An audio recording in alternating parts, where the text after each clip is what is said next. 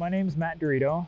I work here at Cabot Guns, and I've worked with the guys at Cabot Guns for about 7 years now in various capacities. So doing my day job, my non-coronavirus job, I'm typically a traveling musician. I've been on the road since I was 21.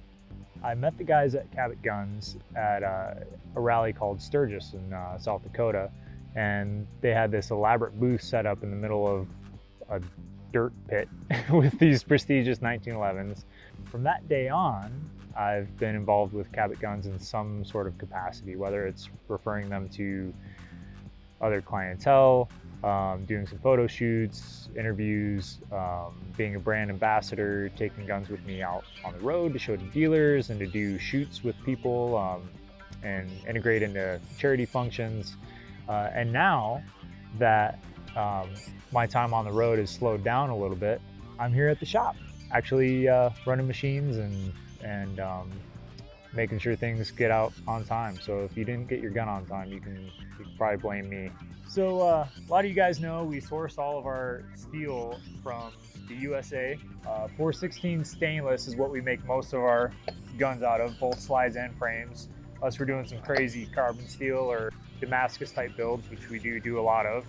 So everything starts its life here as just a hunk of metal. We cut them to size, we qualify the blanks, we get them heat treated to the proper specs, and most importantly, we source everything right here in the United States. This right here is one of our few 5-axis machines that we have to do different cuts on the frames. Basically, we load up one of these blanks like I was showing you earlier, and they'll come out. These are actually some aluminum ones. The first stage will look something like this, not quite a firearm. Then to this, looking a little bit more like a gun. And then from there, looking like this. So we take that frame and we'll grind it down both sides to make sure everything's on center and down to the appropriate thickness for us. And we'll take it from there, dump it in the wire. The wire EDM actually picks out the corners of the magwell for us, so we get those nice and straight and square. And then from there, we throw it in a sinker. And the sinker is what we use to get our trigger tracks. So we've got electrodes that go down into the frame and burn out those trigger tracks for us. At that point, we actually bring it over and put some rails on it, make it into a gun. So all the frames come to us after hitting the grinder, the wire, and the sinker, looking like this.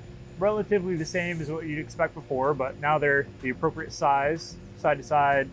We've picked out the corners in our magwells. It now has trigger tracks. And we've also added front strap checkering on this one, which comes pretty standard on most of our guns. We might have some Damascus guns where we leave the front of it bald, but for the majority of guns, we put this nice rhombus checkering in, super grippy. We'll take these, we install injectors in them here. We get an awesome fit with all of our ejectors. Each one of our ejectors is actually cut at the same time as our rails are cut. So we get them in there, drill them, pin them, machine them all together, basically as one piece. So as I mentioned before, we source all of our steel from the US, unless it happens to be artisan Damascus, which most of it is also sourced here in the US. This particular piece of Damascus, these two pieces of Damascus are from Robert Eggerling, and they're gonna make a right and a left-handed gun. They start out just like this, big old hunks of steel with cool patterns in them. So once we're through with our initial machining on something like this, it will look like this, which pretty much resembles a slide. At this point, it doesn't have rails cut in it and could not be fit onto a frame, but that comes later. We machine the basic shape, the basic geometry of it, all the holes, obviously the bore.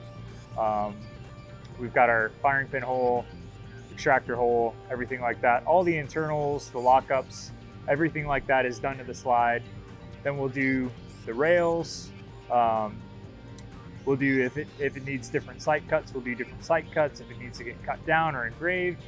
And then end up looking something like this, which happens to be an American Joe. So we'll take basically a core slide like this, and from there we can cut it down, put whatever engravings, whatever markings we want on it, whatever top serrations, things of the sort, and make whatever kind of cabinet you want. I've been working with metal for a long time, basically since I was 18 or 19, working in different shops. Blue collar, baby. I mean, like, my entire family is, you know, I've grown up like my grandfather, my father was always working with his hands, you know, he was a mechanic for many, many years. I've always been into building things with my hands, but also, you know, in my touring experience, a lot of the people that we play to in the towns that we roll through and the people that support like rock and roll, they're blue collar people, man. They're guys in a shop like this who have their radio on all day, and they just want to blow off some steam and come out and see like the band that they listen to. And since I've come from a background of that, and I've seen the connection with our audiences and stuff like that too, it's a big part of who I am and who I guess like my people are.